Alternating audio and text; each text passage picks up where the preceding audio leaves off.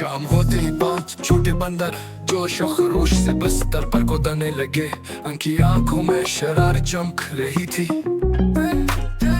एक बंदर ने ज्यादा जोर से छलांग लगाई, तवाज़ुन को बैठा और वो गिरता हुआ नीचे गिर गया।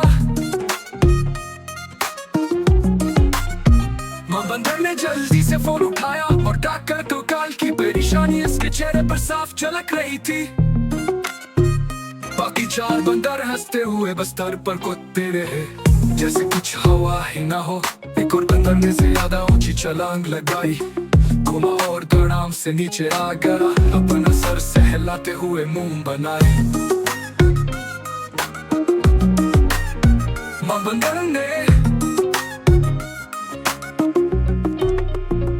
दोबारा डॉक्टर को फोन किया और डॉक्टर ने गुस्से से कहा बंदर को बिस्तर पर कूदने से मना करो। 3 बंदर जोश में आकर तेज कूदने गए जैसे वो सर्कस की करतब दुखा रहे हूँ।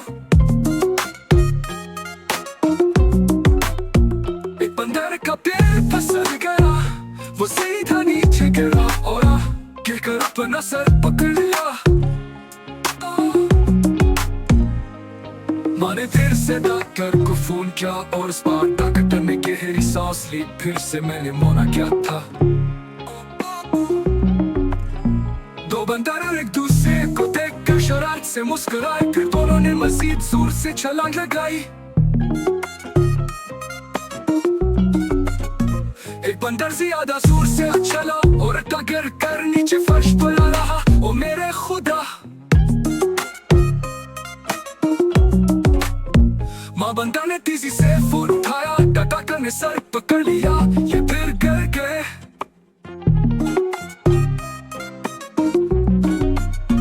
एक आखिरी बंदर बचा जो अकेला कूदने लगा।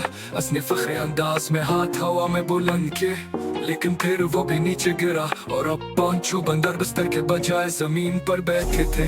पूरा कमरा खामोश हो गया, कोई बंदर बिस्तर पर नहीं कूद रहा था। सब हैरत से एक दूसरे को देख रहे थे। मां बंदर ने सबको कंबल में लपेट दिया, उनके सरों पर नरमी से हाथ बढ़ाओ सुना है। बंदर आस्ता आस्ता सोने लगे, ख्वाब में वो नरम पन्नों पर उछल रहे थे। मां बंदर ने सुकून की सांस ली, अपनी आराम कुर्सी पर बैठी और चाय की चुस्की ली। आखिरकार सुकून।